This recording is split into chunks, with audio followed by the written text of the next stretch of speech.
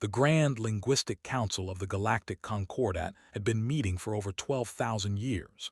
In all that time, they had registered more than 400 spacefaring species into the universal records. They had heard names that took 3 days to pronounce. They had recorded names that could only be spoken through bioluminescent patterns. They had even processed one species whose world name was a specific emotion that had to be felt rather than said. But they had never heard anything like what the humans told them. Ambassador Al stood at the central podium, his crystalline body catching the light from the 17 ceremonial lamps that ringed the chamber. He was old by any standard. His species measured time in the growth of their internal lattices, and his had grown dense and complex over 4,000 naming ceremonies. He had seen everything. He had heard everything. He was, by his own admission, impossible to surprise. The human delegation sat in the petitioner's gallery, a curved section of seats reserved for new species awaiting formal recognition. There were 3 of them.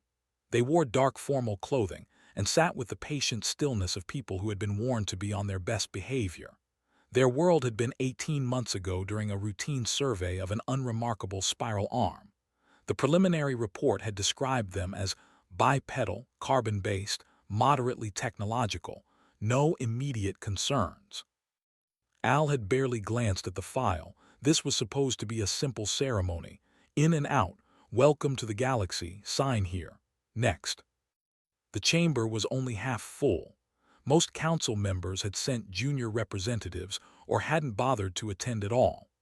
The delegate was present, her silver form draped elegantly across her observation platform. The ambassador sat in his environmental pod, his multiple eyes fixed on a data screen that probably showed something more interesting than another naming ceremony. A handful of others dotted the tiered seating, most of them clearly treating this as an opportunity to catch up on other work. Al activated the formal protocols. The ceremonial lamps dimmed and brightened in the ancient pattern. The translation matrices hummed to life, ready to convert any sound or signal into something the assembled species could understand. "We are gathered," Al began, his voice resonating through the crystalline structure of his throat, "to welcome a new species into the fellowship of the Galactic Concordat. This is a moment of great significance. The name you provide will be entered into the eternal registry. It will represent your world and your people for as long as the stars burn." He paused for effect. This was the part he actually enjoyed, even after all these. There was something pure about the moment when a species spoke its true name for the first time on a galactic stage. "We require," he continued, "the true name of your world, not the administrative designation our surveys have assigned, not a translation or approximation. We ask for the name your species has carried through your ages, the name that resonates in your oldest songs and earliest memories, the name that connects you to the soil of your origin and the dreams of your ancestors." The lead human rose from her seat. The file identified her as Doctor, a linguist and cultural. She was small by human standards, with dark hair pulled back from her face and eyes that held a curious intelligence. She showed no sign of nervousness as she approached the speaking platform. "Thank you, Ambassador," she said. Her voice was clear and calm. "This is an honor for our people." Al inclined his crystalline head in acknowledgement. "Please, speak your world's true name." Doctor glanced back at her colleagues. One of them, a tall man with gray at his temples, gave her a small nod. The other, a younger woman with bright red hair, was clearly trying not to smile about something. "We have many names for our world," Doctor said, turning back to face the council.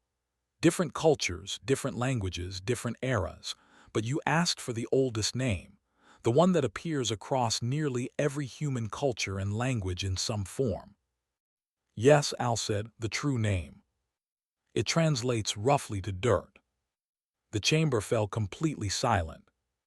Al's internal lattice made a sound that his species associated with sudden confusion. It was not a sound he made often. "I'm sorry."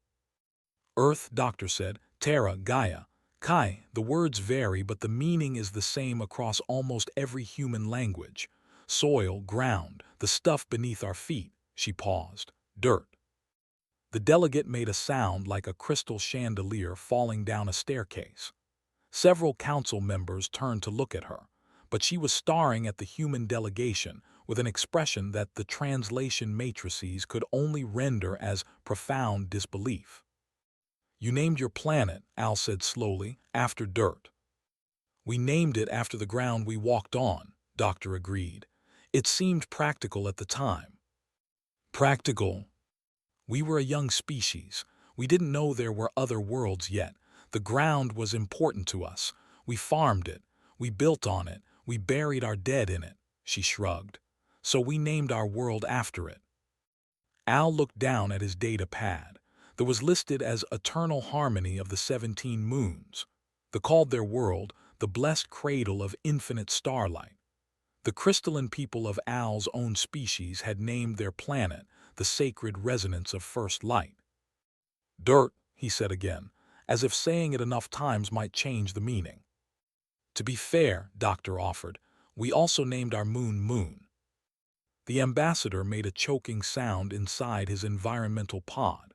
His multiple eyes had all focused on the human delegation now, and several of them were blinking in patterns that suggested acute distress.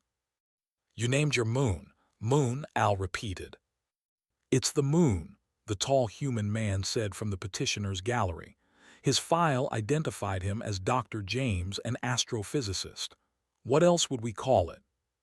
"Your star," Al said. "What do you call your star?" "The sun," Doctor said. "Which means?" "Sun, it means sun. It's the word for our star, which became the word for all stars of that type, which then became the general word for the thing in the sky that gives heat and light." She tilted her head. "Is that not normal?" It was not normal. It was so far from normal that Al's crystalline structure was starting to develop stress patterns. In 12,000 years of naming ceremonies, no species had ever named their world after common ground soil. No species had ever named their moon after the generic concept of moons. No species had ever looked upon the star that gave them life and said, "That's a sun," and then named all other stars after it as if their particular ball of burning gas was the default setting for the universe. The delegate rose from her platform. Her silver form was trembling slightly. "Ambassador Al," she said, "I must ask for a brief recess." "Seconded," the ambassador said immediately. He was already moving toward the exit, his environmental pod humming with the increased power of what the translator could only describe as emotional life support. Al looked around the chamber. At least half of the attending delegates were showing signs of distress. The observer had changed colors 3 times in the last minute. The representative was emitting a low vibration that usually indicated spiritual crisis. "We will take a brief recess," Al announced. The humans remained in the petitioner's gallery as the council members filed out. Doctor sat back down between her colleagues, and the 3 of them exchanged confused glances. "Did we do something wrong?" the red-haired woman asked. Her file listed her as Dr. Sarah Park. "I don't think so," Doctor said. "We just told them our planet's name." They seemed upset. "They're probably just processing," Doctor said. "This must be a significant moment for them too. 400 species in the registry. That's a lot of history." They sat in comfortable silence for a moment. The chamber was nearly empty now, only a few maintenance drones hovering near the ceremonial lamps. "You know," Dr. Park said thoughtfully, "I never really thought about it before. We did just name our planet Dirt. And our moon Moon," Doctor added. "And our sun Sun." Doctor smiled. "We're very literal people." In the corridor outside the chamber, Ambassador Al was leaning against a wall, trying to recalibrate his internal resonance. The delegate stood nearby, her silver form still trembling. "They named their world after dirt," she said. "Dirt." "I heard." My people spent 3,000 years in philosophical debate before settling on our world's true name. 3,000 years of poetry and meditation and spiritual revelation. And these creatures looked at their planet and said dirt. They also named their moon Moon, Al said. They made the chandelier falling sound again. I need to sit down. The ambassador approached them, his environmental pod moving with unusual speed. His multiple eyes were still blinking in distress patterns. I have been reviewing their preliminary file, he said. There is more. More, Al said. They have a bird, a small flying creature. It makes holes in trees to find insects. The paused as if gathering strength. They call it a woodpecker. Because it pecks wood, the said flatly. Because it pecks wood. Al felt his crystalline structure developing new stress patterns. He had a sudden, terrible feeling that this was only the beginning. He was right. The recess lasted 3 hours. When the council finally reconvened, there were significantly more delegates in attendance. Word had spread. The chamber was now full, every observation platform occupied, every environmental pod humming with anticipation.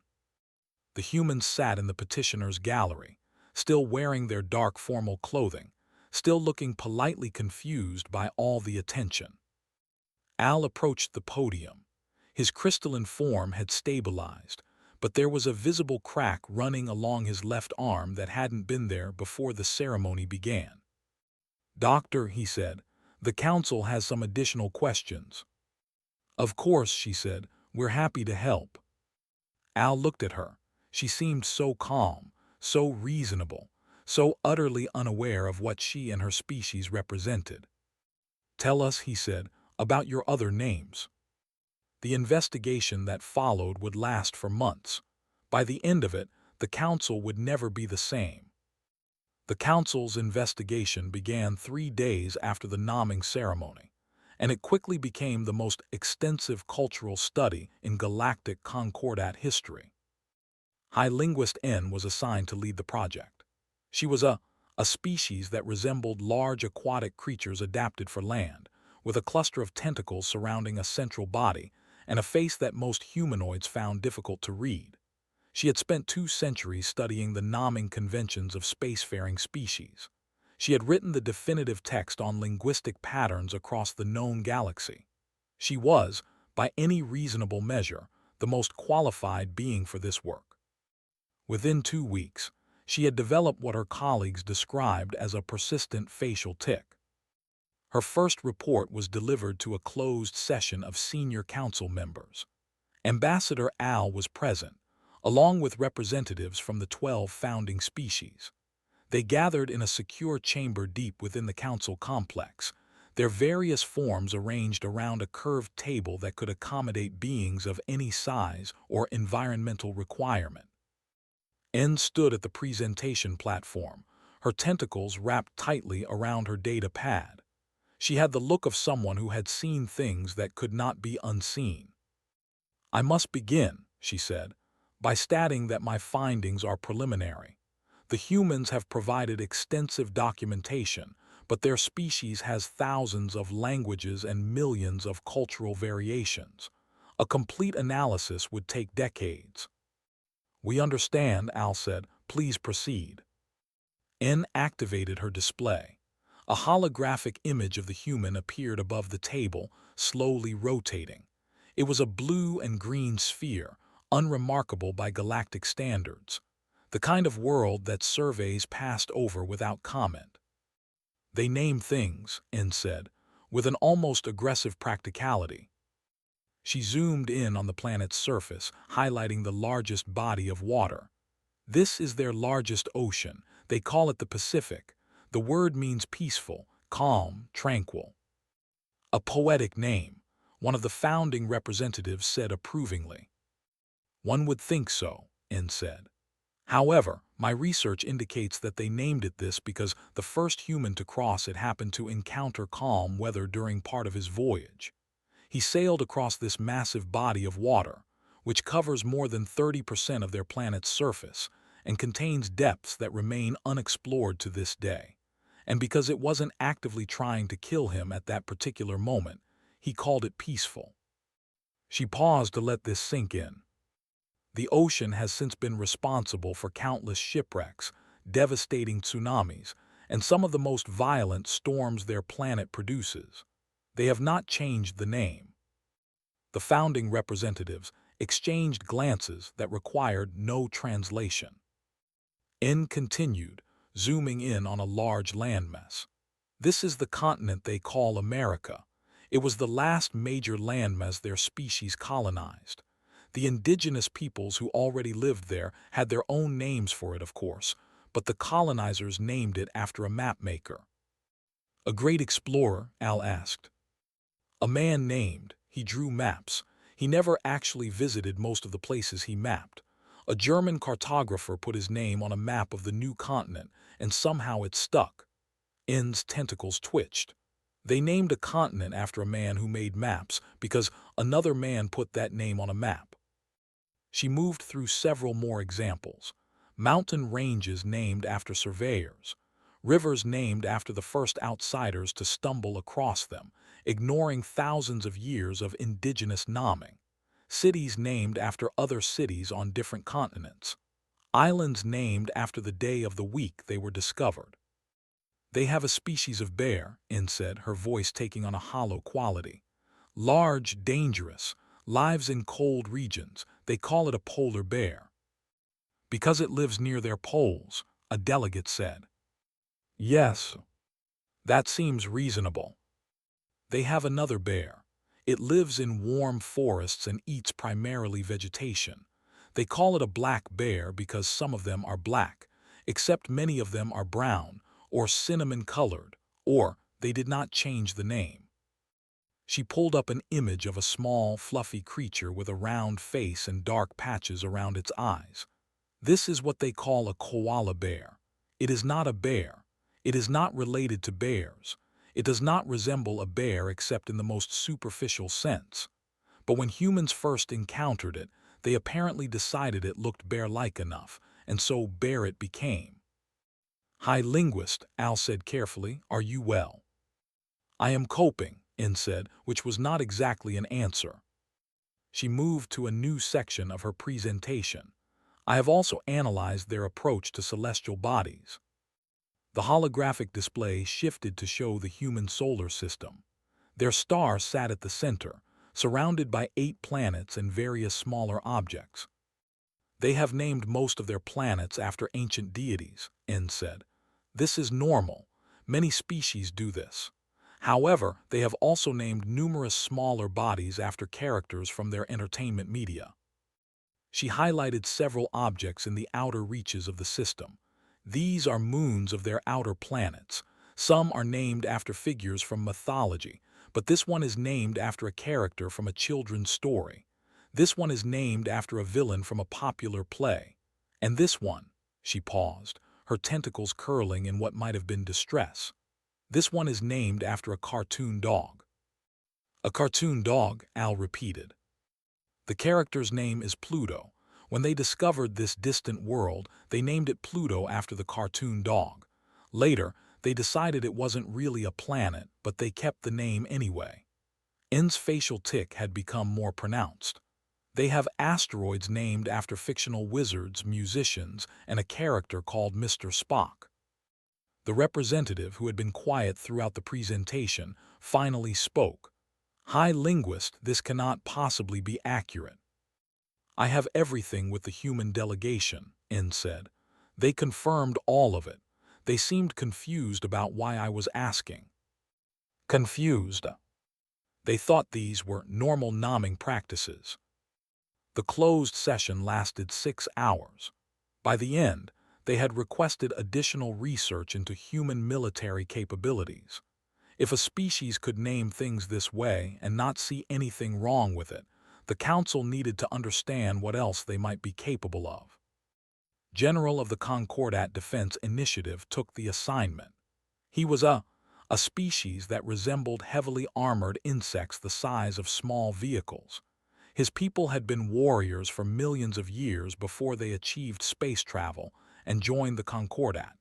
He had personally assessed the military capabilities of dozens of species. He requested the human delegation provide documentation on their wartime history and current defensive capabilities. They obliged. Spent 3 standard rotations reviewing the materials. He did not sleep. His species did not require sleep in the same way others did, but even for 3 rotations without rest was unusual. When he delivered his report, his armored plates were arranged in a pattern that others recognized as profound unease.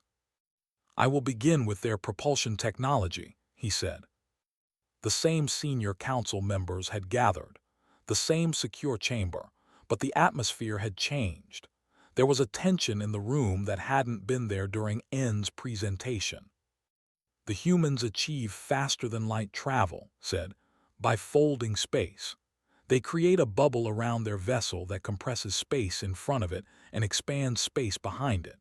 This allows them to travel between stars without technically exceeding the speed of light within their local reference frame." "This is known," Al said. "Several species use similar methods." "Yes, but when I asked them what they named this miracle of physics, they told me it was called the drive. After a deity, a hero. After the theorist who first proposed it mathematically, a man named, he wrote a paper and they named the technology after him." His armored plates shifted. "They do this constantly. Their technologies are named after whoever happened to invent them or theorize about them, not the sacred breach between stars, not the cosmic passage of transcendence, just a man's name." He pulled up a series of images, weapons, vehicles, devices. "They name their weapons the same way they name their pets," he said. "Their first atomic weapons, devices capable of destroying entire cities, they called Little Boy and Fat Man. Little Boy was the smaller one. They thought this was clever. They gave bombs nicknames," the representative said. "They give everything nicknames. Their soldiers name their weapons. Their pilots name their aircraft. Their naval vessels have names like Enterprise and Victory and Intrepid, which sound impressive until you learn they've used the same names repeatedly for completely different ships. When one ship is destroyed, they simply build a new one and give it the same name." Displayed a list of vessel names. "This name, Enterprise, has been used for at least 19 different ships in just one of their naval traditions. They treat the name like it belongs to an idea rather than a physical object." He moved to his final section. "But the most concerning aspect of their military history is not their weapons or their naming conventions. It is their attitude." The display showed a timeline of human conflicts. It stretched back thousands of years and contained more entries than seemed possible for a species their age. "Humans fight constantly," said. "They fight each other over resources, territory, ideology, religion, and sometimes for reasons that my analysts cannot fully explain. They have developed weapons that could destroy their entire species, and they have come close to using them on multiple occasions." "This is not unusual," Al said. "Many species go through aggressive phases." "Yes, but most species either destroy themselves or learn to control their aggression before achieving space travel. The humans have done neither." Plates shifted again. "They have simply decided to bring their conflicts with them into space. They are at war now. They are always at some form of war, but that is not what concerns me." Leaned forward, his massive form casting shadows across the table. "What concerns me is that they do not seem to regard war as exceptional. To them, conflict is simply another problem to be solved. They approach it with the same practicality they apply to everything else." He displayed a final image. It was a human soldier, standing in what appeared to be a combat zone, holding a weapon and smiling at whoever was taking the picture. "This human," said, "was in the middle of a firefight when this image was captured. He stopped to pose for a photograph because his friend wanted to document the moment." He paused. "They do not fear war. They do not revere it. They simply do it the same way they name their planets after dirt and their moons after moons. It is practical, it is efficient, and it is absolutely terrifying. The council sat in silence for a long moment. Finally, Al spoke. What are your recommendations? I recommend we treat the humans with extreme caution, said. Not because they are hostile, not because they are aggressive, but because they approach the universe without any of the psychological barriers that other species develop. They do not need to overcome fear, because they never learn to be afraid in the way we understand it. They do not need to find meaning in violence, because they do not require meaning. They simply act. He looked around the table at the assembled representatives of the galaxy's most powerful species. A species that can name their world dirt and their greatest weapons little boy is a species that will never hesitate. They will look at any challenge, any threat, any obstacle, and they will simply ask themselves how to solve it. And then they will solve it. The secure chamber remained silent for a long time after finished his report. The implications hung in the air like smoke. In the petitioners' gallery, 3 floors above them, the human delegation was eating lunch. They had brought sandwiches from their ship because they weren't sure what alien food would be safe for human digestion. The sandwiches were nothing special. Bread, meat, vegetables, condiments. Practical nutrition for practical people. They had no idea that they had become the most discussed species in Galactic Concordat history. The emergency session of the Grand Council was scheduled for the following month, but so many delegates demanded attendance that it had to be moved to the largest venue the Concordat possessed. The Grand Chamber could hold representatives from all 400 member species simultaneously, with environmental accommodations for every known form of life.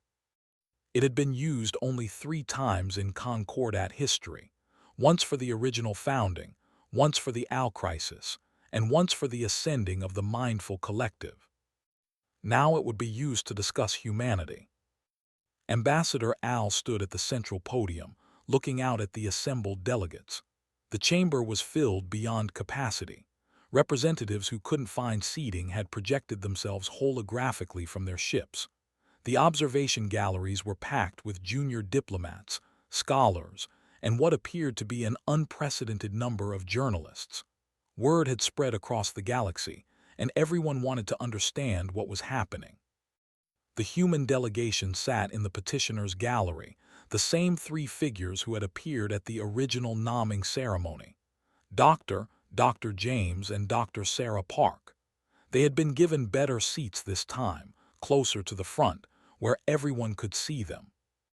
Dr. Park was eating something from a bright orange bag.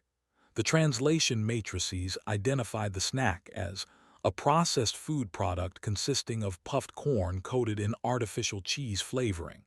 She ate them one at a time, her fingers turning orange with each handful. The sight of this seemed to affect several delegates more than anything in the official reports. Al activated the ceremonial protocols. The Grand Chamber's 17,000 lighting fixtures dimmed and brightened in the ancient pattern. The translation matrices expanded to their maximum capacity, preparing to convert the proceedings into every known language, signal pattern, and emotional resonance system. "We are gathered," Al began, "to discuss the formal assessment of humanity and to determine appropriate measures for their integration into the Galactic Concordat." He paused, looking down at his notes. The crack in his crystalline arm had spread slightly over the past month. His species healers had recommended he take time to regenerate, but he had refused. He needed to see this through. "Over the past 30 standard days," he continued, "we have conducted the most comprehensive cultural and military assessment in Concordat history. We have analyzed human language, nomming conventions, historical records, artistic traditions, scientific achievements, and psychological patterns. We have interviewed members of their delegation and reviewed thousands of hours of their broadcast media." He looked out at the assembled delegates. 400 species, representing trillions of individuals, all waiting to hear his conclusions. What we have discovered has fundamentally challenged our assumptions about consciousness, civilization, and the nature of intelligent life. The chamber was completely silent. We have spent, Al said, nomming our worlds and our achievements with reverence, with poetry, with the weight of meaning, the debated for 3,000 years before choosing eternal harmony of the 17 moons. The received the name blessed cradle of infinite starlight through a process of spiritual revelation that took 7 generations. My own people built temples to contemplate the nature of our world before we felt worthy to speak its true name aloud. He gestured toward the human delegation. Doctor was listening attentively. Doctor had taken out a small notebook and was writing something. Dr. Park was still eating. We believed, Al continued, that this reverence demonstrated our sophistication, our understanding of the cosmos's grandeur, our spiritual and intellectual maturity. We looked at species that named things casually and assumed they were primitive, less evolved, lacking in the deeper awareness that separated truly advanced civilizations from mere technological achievers. His crystalline form pulsed with complex light patterns that the translation matrices struggled to interpret. The closest approximation was a reckoning with fundamental assumptions. The humans looked at the same cosmos we did.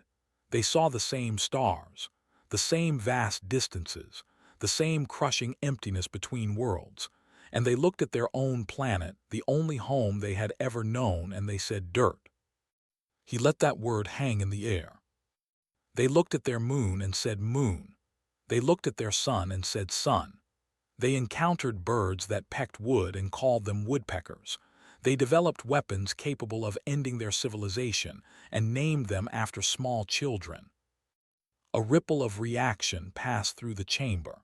Several delegates who had not attended the earlier briefings were learning this information for the first time. We interpreted this as primitiveness, Al said. We were wrong. He turned to face the human delegation directly. Doctor, may I ask you a question? Doctor rose from her seat. Of course, Ambassador. When your ancestors first named your world Earth, meaning dirt, meaning soil, did they feel any sense of inadequacy, any concern that the name lacked grandeur? Doctor considered the question. I don't think so, she said. The ground was the most important thing to them. It was where they grew their food, built their homes, buried their dead. Naming the whole world after it was probably the highest honor they could think of. And later, when your species developed astronomy and realized your world was just one of many, did you consider changing the name? Why would we? It's still Earth, still the same dirt. Doctor smiled slightly. We're not really a species that worries much about what things are called. Names are just labels. What matters is what you do with the thing. Al turned back to the assembly. What matters is what you do with the thing. He paused, letting the translation matrices carry those words to every delegate in the chamber. We spent in contemplation before we felt worthy to name our worlds. The humans spent that same time building things. While we composed hymns to the eternal dark between stars, they were building ships to cross it. While we meditated on the sacred nature of fire, they were using it to forge metal. While we debated the proper reverence due to the void, they were figuring out how to survive in it. He looked around the chamber. 400 species, many of them far older than humanity, many of them far more technologically advanced, all of them watching him with expressions that ranged from disbelief to something approaching fear. The humans do not name things with reverence because they do not need reverence to motivate them.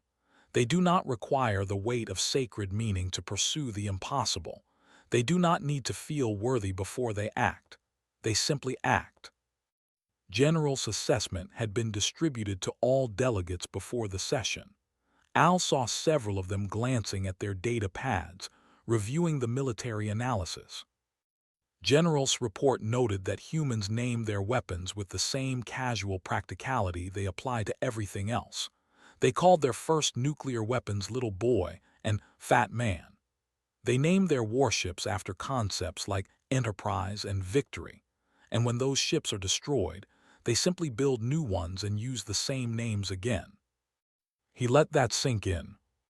We interpreted this as a lack of respect, a failure to appreciate the gravity of what they had created, but consider what it actually means. Consider what kind of psychology produces that behavior.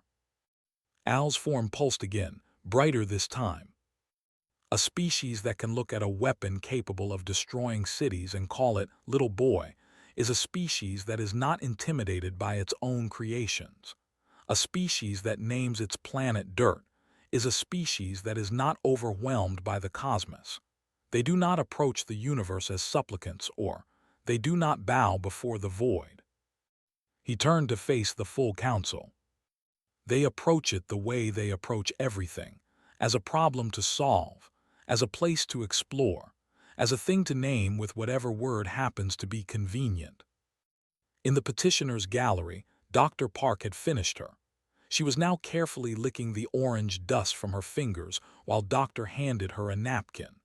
The contrast between this mundane human behavior and the gravity of the moment was not lost on the assembled delegates.